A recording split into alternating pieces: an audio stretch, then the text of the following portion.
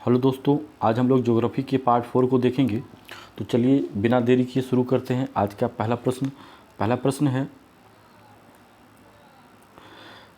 मिट्टी की रचना सामान्यतः निम्नलिखित प्रक्रिया द्वारा होती है। तो मिट्टी की रचना जो है निक्षेपण प्रक्रिया द्वारा होती है।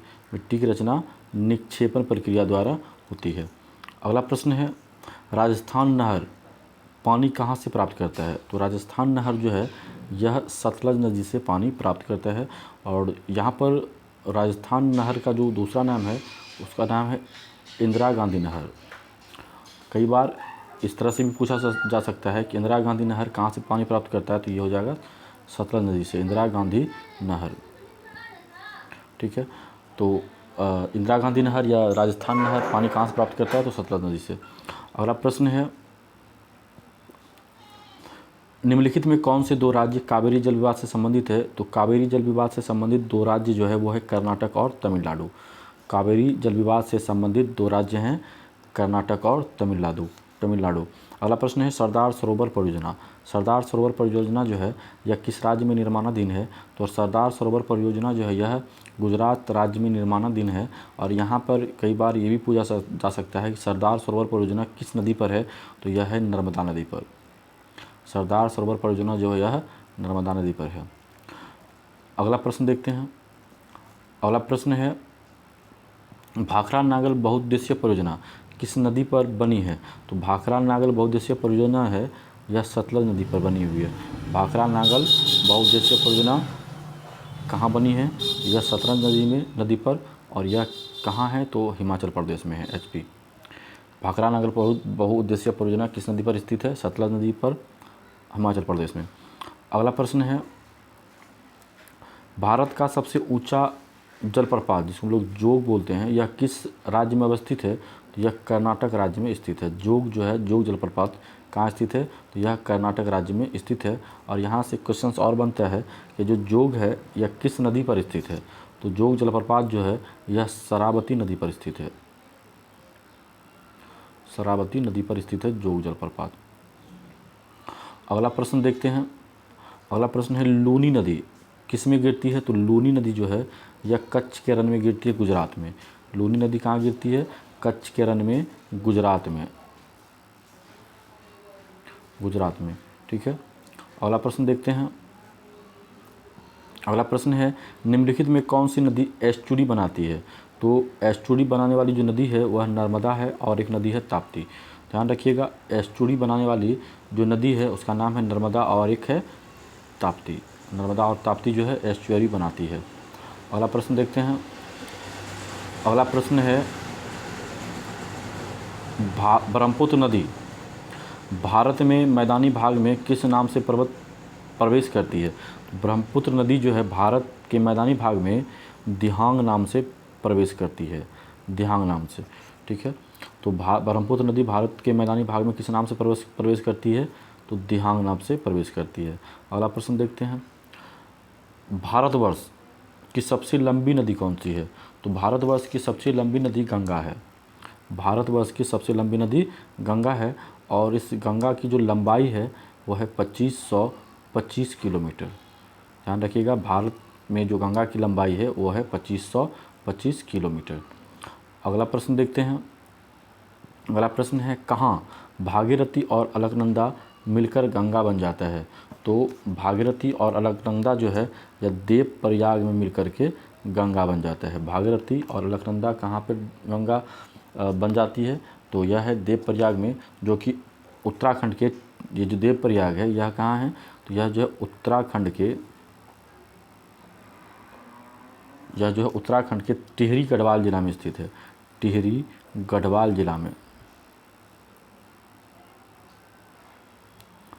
जिला में स्थित है। कौन, देवप्रयाग। ठीक है, तो कहाँ भागीरथी और अलकनंदा मिलकर गंगा बनती है। तो यह है देवप्रयाग। अगला प्रश्न देखते हैं। अगला प्रश्न है, लैगून क्या है। तो लैगून एक झील है। अगला प्रश्न देखते हैं, कोयना परियोजना। अब कोयना परियोजना किस राज्य में स्थित है। तो कोयना परियोजना है यह महाराष्ट्र के सतारा जिले में स्थित है। कोयना परियोजना महाराष्ट्र के सतारा जिले में स्थित है। अगला प्रश्न है, महात्मा गांधी जल विद्युत प्लांट कहाँ स्थित है। तो महात्मा गांधी जल विद्युत प्लांट जो है यह जोग प्रपात पर स्थित है जो कि कर्नाटक में है।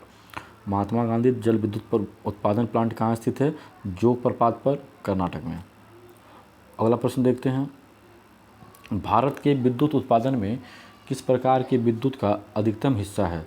तो भारत के विद्युत उत्पादन में तापीय विद्युत का अधिकतम हिस्सा है। भारत के विद्युत उत्पादन में तापीय जो है विद्युत अधिक हिस्सा लिया हुआ है। अगला प्रश्न है, निम्नलिखित में किस नदी को दक्षिण गंगा कहा जाता है? तो ध्यान रखिएगा, दक्षिण गंगा के नाम से जाने जाने वाली जो नदी है उनका नाम है गोदावरी नदी। लेकिन यहाँ पर क्वेश्चंस एक और बनता है कि एक तो दक्षिण गंगा हो गया गोदावरी नदी, लेकिन कई बार ये भी पूछा जाता है कि दक्षिण भारत की गंगा किसे कहते हैं? दक्षिण भारत की गंगा। तो दक्षिण भारत की गंगा जो है वह कावेरी नदी को कहते हैं।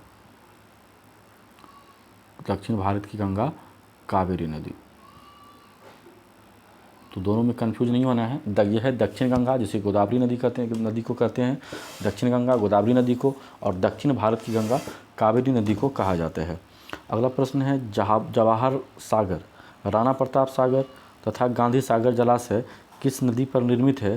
तो ये तीनों जो है जवाहर सागर और राणा सागर और गांधी सागर, ये तीनों जो है चंबल नदी पर स्थित है। जवाहर सागर, राणा सागर, गांधी सागर, ये तीनों जलाशय किस नदी पर है? चंबल नदी पर। अगला प्रश्न है कि प्रसिद्ध चिल्का झील कहाँ स्थित है? तो प्रसिद्ध चिल्का झील उड़ीसा में स्थित है। अगला प्रश्न देखते हैं। अगला प्रश्न है, पुष्कर झील कहाँ स्थित है? तो पुष्कर झील जो है वह राजस्थान के अजमेर में स्थित है। पुष्कर झील जो है वह राजस्थान के अजमेर में स्थित है। ध्यान रखिएगा, पुष्कर झील जो है वह राजस्थान के अजमेर में स्थित है। ठीक है। अगला प्रश्न देखते हैं। अगला प्रश्न है, लोकटक झील। लोकटक झील कहाँ स्थित है? तो लोकटक झील जो है यह मणिपुर में स्थित है। ठीक है। अगला प्रश्न देखते हैं, भारत में सबसे लंबा बांध कौन सा है? तो भारत में सबसे लंबा बांध जो है वह है हीराकुंड बांध। भारत में सबसे लंबा बांध कौन सा है? तो भारत में सबसे लंबा बांध जो है वह है हीराकुंड बांध। और यहाँ से भी क्वेश्चन बनता है इसकी लंबाई कितनी है? तो इसकी जो लंबाई है वह है 25.8 किलोमीटर। और ये हीराकुंड बांध जो है वह किस नदी पर है? तो यह है महानदी पर। ये क्वेश्चन ज़्यादा इंपॉर्टेंट है, ध्यान रखिएगा। हीराकुंड बांध किस नदी पर है? महानदी पर है। और ये कहाँ है? तो यह है उड़ीसा में स्थित है। अगला प्रश्न देखते हैं। अगला प्रश्न है, मेट्टूर बांध मेट्टूर बांध किस नदी पर बांधा गया है?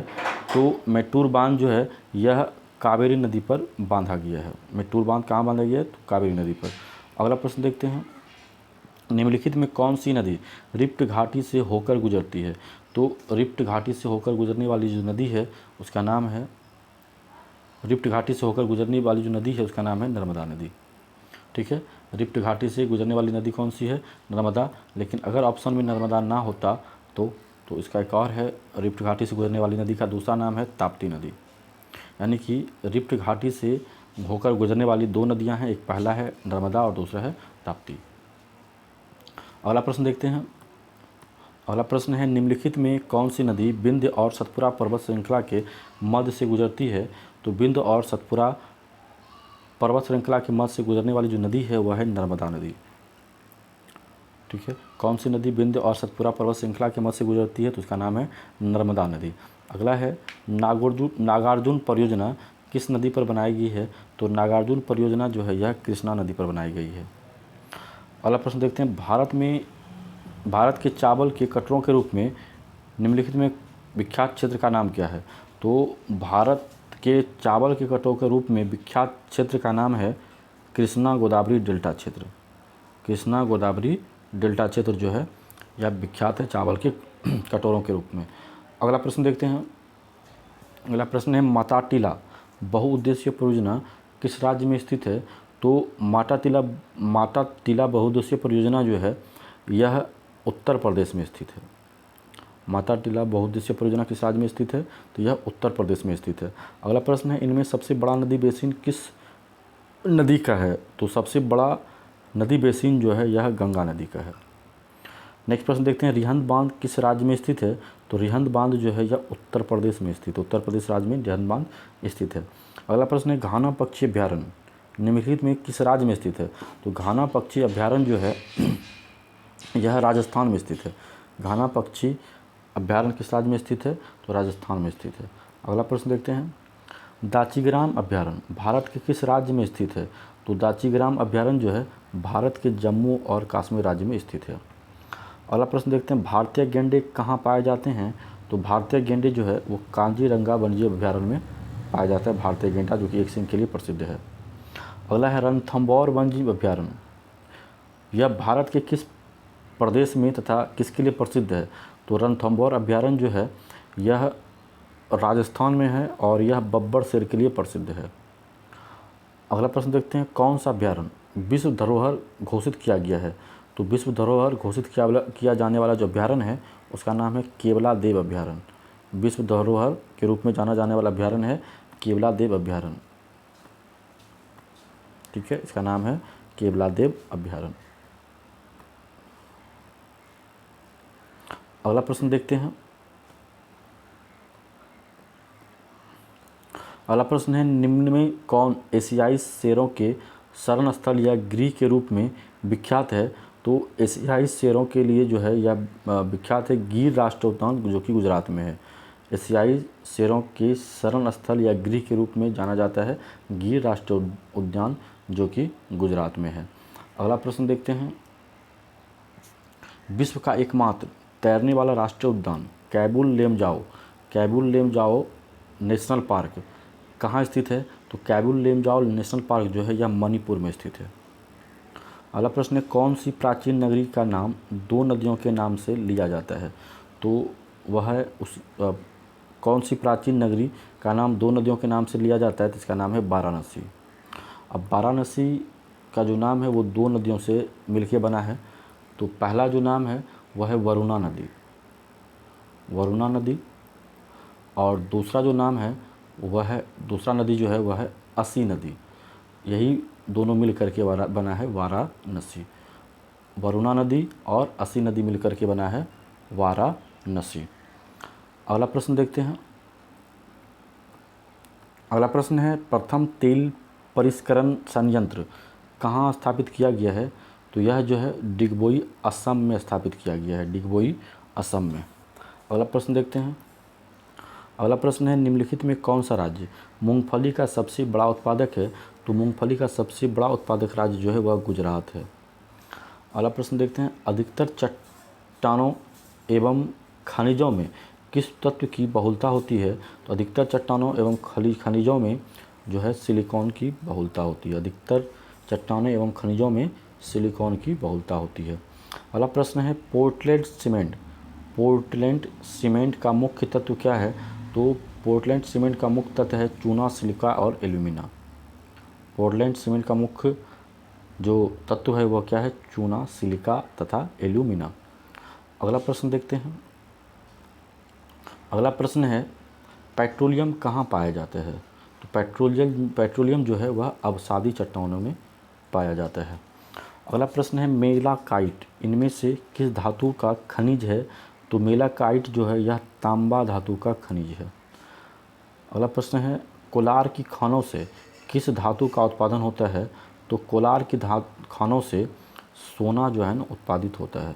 कोलार की खानों से सोना उत्पादित होता है। अगला प्रश्न है, राजस्थान की खेतड़ी परियोजना किसके उत्पादन के लिए है? तो राजस्थान की जो खेतड़ी परियोजना है यह तांबा के लिए प्रसिद्ध है, तांबा उत्पादन के लिए प्रसिद्ध है राजस्थान का खेतड़ी परियोजना। नेक्स्ट क्वेश्चन देखते हैं, अगला प्रश्न है, चूने का पत्थर डैश तरह की चट्टान है? तो जो चूने का पत्थर है यह सेडिमेंट्री चट्टान है, सेडिमेंट्री चट्टान है यह चूने का पत्थर सेडिमेंट्री चट्टान है। अगला प्रश्न देखते हैं, चूना पत्थर की चट्टान कायांतरित हो जाती है तब बनती है? तो चूना पत्थर की जो चट्टान है जब कायांतरित हो जाती है तब जो है यह संगमरमर बनता है। अगला प्रश्न है, भारत में हीरे की खान कहाँ अवस्थित है? तो भारत में हीरे की जो खान है वह मध्य प्रदेश के पन्ना में स्थित है, मध्य प्रदेश के पन्ना। ठीक है, मध्य प्रदेश के पन्ना में या भारत की हेरे की खान स्थित है। अगला प्रश्न देखते हैं, बेला डीला जो कि छत्तीसगढ़ में है क्यों प्रसिद्ध है? तो बेला डीला जो है यह लौह अयस्क के लिए प्रसिद्ध है। बेला डीला लौह अयस्क के लिए प्रसिद्ध है। नेक्स्ट प्रश्न है, भारत में यूरेनियम कहाँ पाया जाता है? तो भारत में जो है यूरेनियम जो है सिंहभूम झारखंड में पाया जाता है। भारत में यूरेनियम कहाँ पाया जाता है? तो सिंहभूम झारखंड में। तो इस तरह से आज मैंने फिर से 50 क्वेश्चंस कवर किया। तो उम्मीद करते हैं आपको मेरा वीडियो अच्छा लगता होगा। लाइक करिए, सब्सक्राइब करिए, शेयर करिए, कमेंट ज़रूर करिए। मिलते हैं नेक्स्ट वीडियो में, तब तक के लिए धन्यवाद।